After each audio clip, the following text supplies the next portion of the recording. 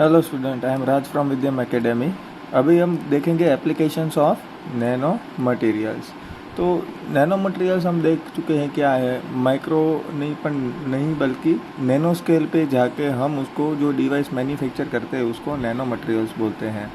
ठीक है, तो इसमें कौन कौन से एप्लीकेशंस है, जो मेजॉरिटी एप्लीकेशंस कहाँ पे है इसके बारे में हम देखेंगे। हर एक पॉइंट को हमें लिखना है। जैसे कि फर्स्ट एप्लीकेशन है हमारा मेमोरी डिवाइस, और उसके रिगार्डिंग एक या दो लाइन ही लिखेंगे, ये पूरा लिखने की ज़रूरत नहीं है।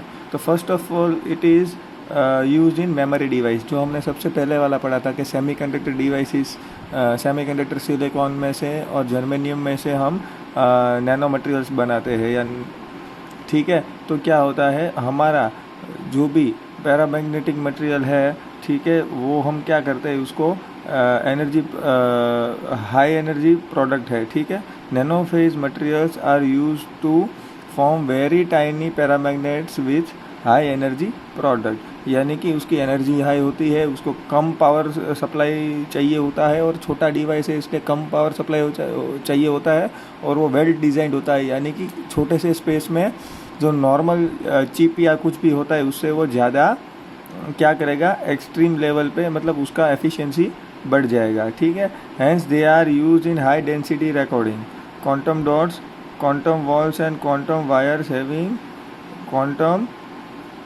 confinement are mainly produced from nano materials. They are used in computer storage device. यानी कि आपको क्या लिखना है, nano phase material are used to form very tiny paramagnet material with high energy product and it is they are used as a computer storage device.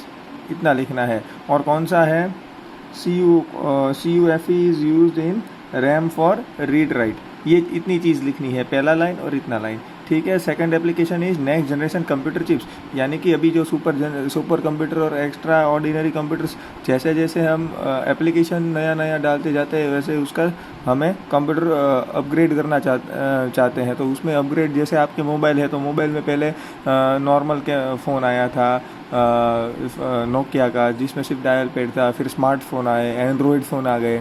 Android में भी आप देखते हो किस में रैम ज़्यादा है, किस में प्रोसेसर बड़ा स्नैपड्रैगन प्रोसेसर है, इसमें से कौन सा है, 600 वाला है या 820 वाला है, कौन सा वाला है। इसमें आप प्रोसेसर का स्पीड भी देखते हो, क्रिस्टल स्पीड है 1.2 गीगाहर्ट्ज़, 1.5 गीगाहर्ट्ज़, 2.1 गीगाहर्ट्ज़। तो जैसे जैसे उसका हम रिक्वायरमेंट बढ़ता जाता है उसके हिसाब से हमें एडवांस वाला चिप भी बनाना पड़ता है। ठीक है, प्रोसेसर और रैम का, उस हिसाब से हम नेक्स्ट जनरेशन कंप्यूटर चिप्स भी नैनो टेक्नोलॉजी की मदद से बना सकते हैं। Due to advantages of nano technology it is possible to produce miniature micro electronic circuits that include transistor, resistor and capacitor. मैंने क्या बोला था, मैंने आपको कोचिंग क्लास में दिखाया था ट्रांजिस्टर कैसा होता है, ठीक है, रजिस्टर कैसा होता है आपको दिखाया था। लेकिन ये ट्रांजिस्टर और रजिस्टर आपके मोबाइल के फ़ोन की सर्किट्स में भी होते हैं, लेकिन उतने बड़े होते हैं कभी नहीं। तो वैसे वैसे जैसे जैसे टेक्नोलॉजी डेवलप होती गई वैसे वैसे कंपोनेंट की साइज़ छोटी होती गई, जैसे ऐसे कंपोनेंट की साइज़ छोटी होती गई, और वो छोटी साइज़ में हम ज़्यादा कंपोनेंट्स ऐड कर पाएंगे। तो नैनो टेक्नोलॉजी की वजह से जो नैनो टेक्नोलॉजी का यूज़ करके सिलिकॉन मटेरियल से हम ट्रांजिस्टर, रजिस्टर, कैपेसिटर बनाएंगे, वो इतने छोटे होंगे कि उसको एकदम छोटे से चिप में हम सेट कर पाएंगे। और वो छोटे चिप, जितना चिप छोटा होगा उतना उसको पावर रिक्वायरमेंट कम हो जाएगा, उसको हमें कूल करने के लिए टेम्परेचर रिक्वायरमेंट कम हो जाएगा। ठीक है, तो नेक्स्ट जनरेशन कंप्यूटर चिप में यूज़ हो जाएगा, कम से कम स्पेस में वो ज़्यादा चीज़ यूज़ कर पाएंगे। ठीक है, अभी नेक्स्ट वाला है as a insulation material. Nano crystalline material are called aerogel. Insulation material मतलब क्या है, जो आपको दो चीज़ के बीच में इंसुलेशन प्रोवाइड करे, यानी कि heat in terms of heat, in terms of electricity आपको आइसोलेशन प्रोवाइड करेगा। ठीक है, जैसे कि मैं एक एग्जांपल देता हूँ कि आपको दो सरफेस है, ठीक है, बीच में आप जेल लगा देंगे, ये एरोजेल, तो क्या हो जाएगा, हमारे नैनो पार्टिकल्स होते हैं। ठीक है, आपका क्रिस्टलाइन स्ट्रक्चर ऐसे 3D स्ट्रक्चर बन जाता है। और ये वाले एक दूसरे के साथ बॉन्ड बनाते हैं, ठीक है, और आगे बॉन्ड बनेगा, ऐसा बॉन्ड बनेगा, तो ये क्या हो जाएगा, एरोजेल होता है, उसमें ऐसा स्ट्रक्चर होता है। और ये स्ट्रक्चर क्या होगा, हम जब दो सरफेस के बीच में इंसुलेशन करना चाहते हैं, वहाँ पे हम ये एरोजेल डालेंगे तो क्या हो जाएगा, वो जेल यहाँ वहाँ पे अंदर जाके सॉलिड हो जाएगा। और ये सॉलिड वाला जेल क्या करेगा जनरेट, ये सॉलिड वाले जेल के बीच में एयर गैप हो जाएगा और ये बॉन्डिंग रहेगा, यानी कि शैलो स्ट्रक्चर हो जाएगा, तो हीट को और कोई इलेक्ट्रिसिटी को ट्रांसफरेंट नहीं होने देगा, ठीक है। तो इसमें यही लिखा हुआ है इंसुलेशन में हम क्या करेंगे, ठीक है। इंसुलेटिंग मटेरियल यूज़ करने के लिए हम एरोजेल यूज़ करेंगे यूजिंग नैनो क्रिस्टलाइन मटेरियल, और इसका स्ट्रक्चर ऐसा होगा, जो बीच में यहाँ पे जगह है वहाँ पे क्या एयर हो जाएगी, ठीक है। ये तो 3 डायरेक्शनल आपका, ये मैंने एक 3D जैसा आपको बना के दिया है, ठीक है। Next one is your television devices. Television devices में हम ऑलरेडी देख के गए हैं कि चिप्स और अभी हर एक स्मार्ट और एंड्रॉयड टीवी हो गए हैं, तो उसमें भी इलेक्ट्रॉनिक्स डिवाइसेस है।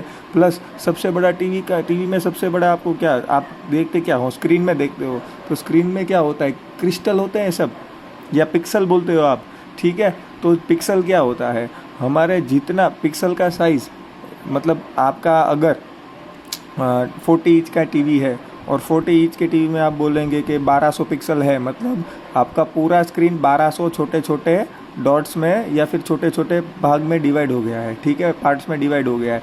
अब जितने पिक्सल बढ़ेंगे, नैनो टेक्नोलॉजी क्या है, कोई भी चीज़ है उसको छोटा करने की, यानी कि आपका पिक्सल जितना छोटा हो जाएगा तो उतने ही, जैसे 1200 पिक्सल 40 इंच के टीवी में 1200 पिक्सल फिट है, अभी मैं नैनो टेक्नोलॉजी का यूज़ करूँगा तो मेरा पिक्सल का साइज़ छोटा हो जाएगा, तो 40 इंच में जैसे मेरा आधा हो गया साइज़, तो 40 इंच में कितना हो जाएगा पिक्सल, 1200 की जगह पे डबल हो जाएगा, साइज़ आधा हुआ तो पिक्सल डबल हो जाएंगे, तो 1200 की जगह 2400 पिक्सल हो जाएंगे।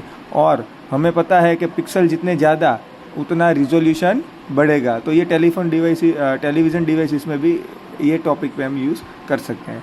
नेक्स्ट वाला है नैनो MEMS, यानी कि nano micro electro mechanical system, यानी कि इलेक्ट्रोमैकेनिकल सिस्टम जो प्रेशर है, टेंशन है, मास है, वो है, ठीक है, ऑप्टिकल स्विच है, तो वो हर एक चीज़ में यूज़ करेंगे, सर्किट में यूज़ होता है विथ हाई सेंसिटिविटी, यानी कि हाईली सेंसिटिविटी पे ये नैनो MEMS यानी कि नैनो माइक्रो इलेक्ट्रोमैकेनिकल सिस्टम में काम करता है, जहाँ पे इलेक्ट्रॉनिक्स एंड मैकेनिकल, जैसे फॉर ए सिंपल एग्जाम्पल, अभी आप कहीं पे सब्जी लेने जाते हो तो क्या करते हैं वो लोग, मतलब उसके पास इलेक्ट्रॉनिक्स वेट मीटर होता है, जिसमें आप डालोगे दिखाता है 1 किलोग्राम और 524 ग्राम हुआ, वैसा।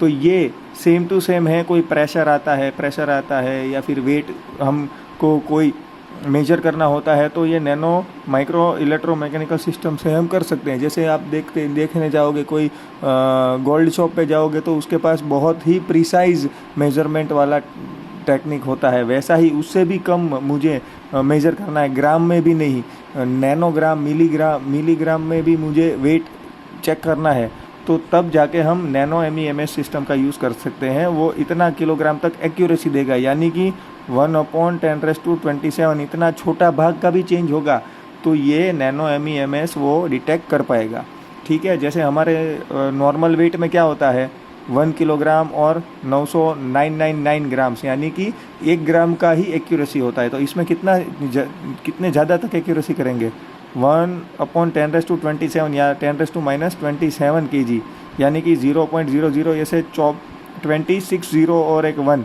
इतना एक्यूरेसी करेगा, ठीक है। इसके बाद है नेक्स्ट वाला हमारा एप्लीकेशन है एलिमिनेशन ऑफ पॉल्यूटेंट्स, यानी कि हमारे जो भी अभी हम जहाँ पे भी जो भी डिवाइसेस है, ठीक है, हम जहाँ पे यूज़ करते हैं, जैसे फैक्ट्रीज़ में और सब जगह पे जहाँ पे हम फ्यूल्स यूज़ करते हैं, तो वहाँ पे क्या जनरेट होता है, टॉक्सिक गैसेस, कार्बन डाइऑक्साइड, ठीक है, नाइट्रोजन ऑक्साइड, ये सब अलग अलग हमारे प्रोड्यूस होते हैं, तो उसको फ़िल्टर आउट करने के लिए एनवायरनमेंट में छोड़ने से पहले थ्रू आप इसका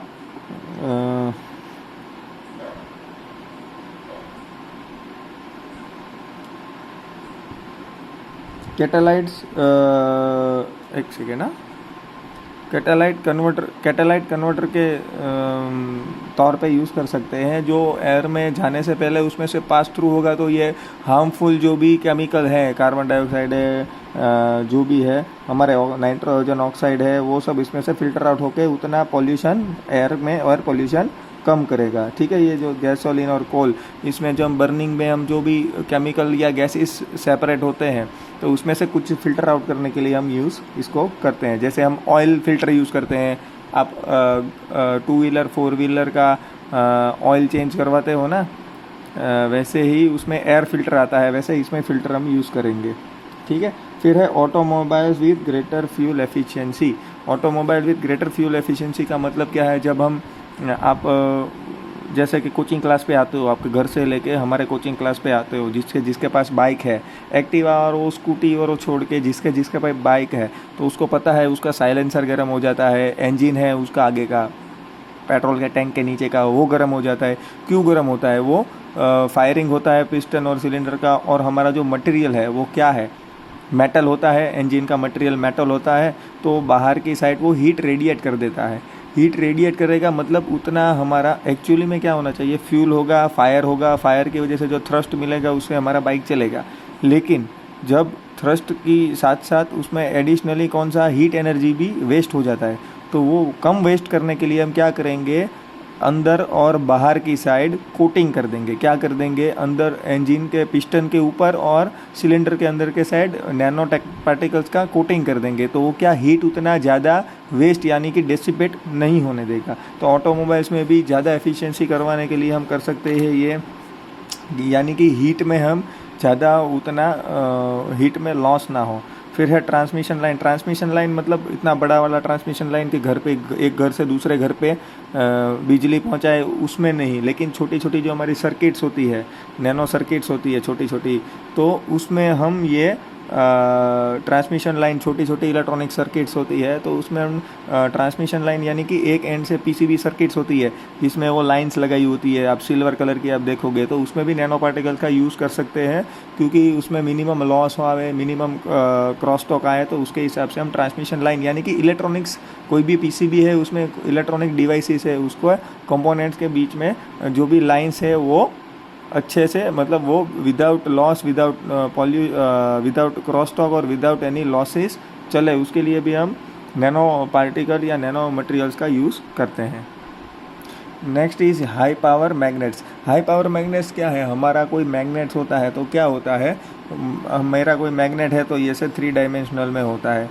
ठीक है, फिर क्या होता है, ये इसमें से पूरा मैग्नेटिक फील्ड निकलेगा और ये है वो है, इसमें भी आपके क्रिस्टल है वो कुछ आगे पीछे सेट होंगे। लेकिन मेरा अगर इसका साइज़ मैं छोटा कर दूंगा और एक फ्लैट ऐसा ही बना दूंगा, एकदम फ्लैट, तो इसका साइज़ बढ़ जाएगा। मैग्नेटिक तो फील्ड इतना ही जनरेट होगा, इसमें भी इतना जनरेट होगा, बीच वाला जो पार्ट है, बल्कि वाला पार्ट, वो वेस्ट हो जाएगा। तो ये क्या हो जाएगा, मैं एकदम पतला वाला फॉइल लेता हूँ, पतला वाला एक फॉइल जिसमें एक एटम ही है, इसमें क्या हो गया जाएगा, ऐसा 3D में बहुत सारे एटम्स रहेंगे, लेकिन इसमें क्या हो जाएगा, एक सिंगल एटम का ही फॉइल रहेगा, और ये पूरा का पूरा कंपैरेटिवली ज़्यादा मैग्नेटिज्म प्रोवाइड करेगा compare with size and weight, आपको वो भी कंपेयर करना है।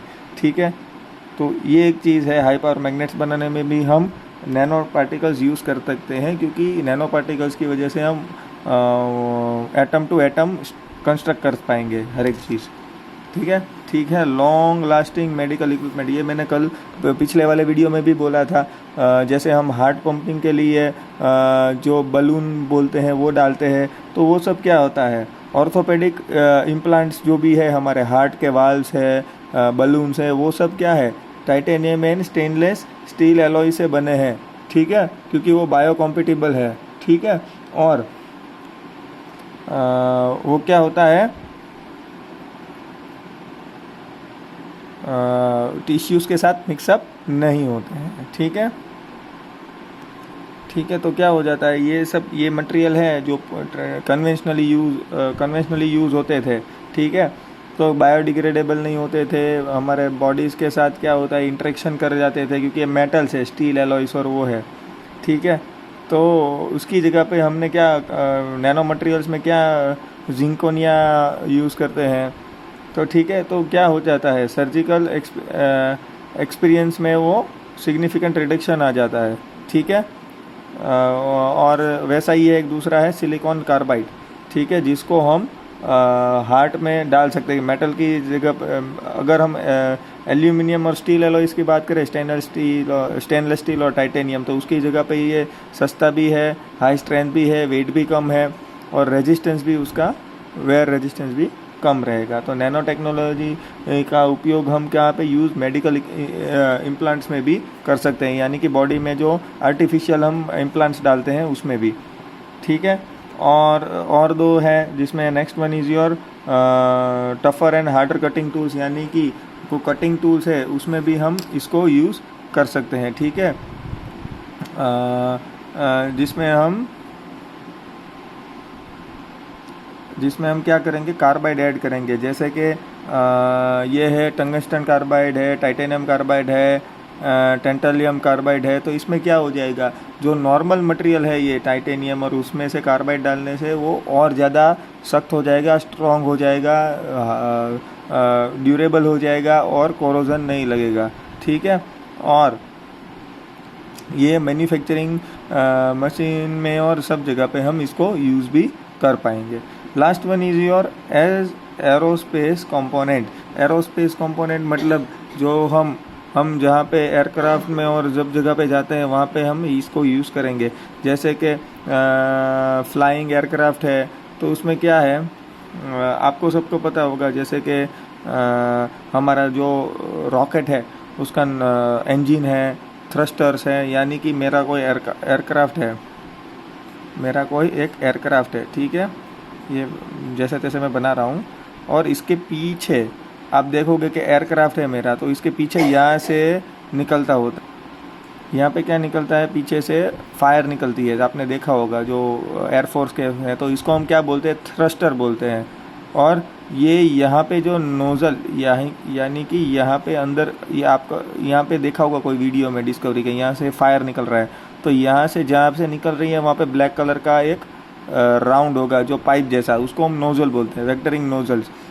तो ये क्या है, स्ट्रॉन्ग और टफ होना चाहिए, क्योंकि वो यहाँ पे सबसे ज़्यादा थ्रस्ट लगता है। यहाँ पे आपका थर्ड रूल अप्लाई होगा न्यूटन का।